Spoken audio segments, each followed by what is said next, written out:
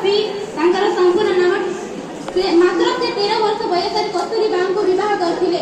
ପ୍ରାଥମିକ ଶିକ୍ଷା ଶେଷ ହେବା ପରେ ସେ ଇଂଲଣ୍ଡରୁ ଓକିଲାତି ପାସ୍ କରି ଭାରତକୁ ଫେରିଥିଲେ ଏବଂ ପରେ ଦକ୍ଷିଣ ଆଫ୍ରିକା ଯାଇଥିଲେ। ସେଠାରେ ବର୍ଣ୍ଣବୈଷମ୍ୟକୁ ନେଇ ଚାଲିଥିବା ଅତ୍ୟାଚାର ନିର୍ଯାତନା ବିରୁଦ୍ଧରେ ସ୍ୱର ଉତ୍ତୋଳନ କଲେ। ସେହିଠାରୁ ହିଁ ସେ ଅନ୍ୟାୟ ବିରୁଦ୍ଧରେ ଲଢ଼ିବା ପାଇଁ ସାହସ ପାଇଥିଲେ ଏବଂ 1915 ମସିହାରେ ଭାରତକୁ ପ୍ରତ୍ୟାବର୍ତ୍ତନ କରି ସ୍ୱାଧୀନତା ସଂଗ୍ରାମ ପାଇଁ ନିଜ ଜୀବନକୁ ଉତ୍ସର୍ଗ କରିଥିଲେ।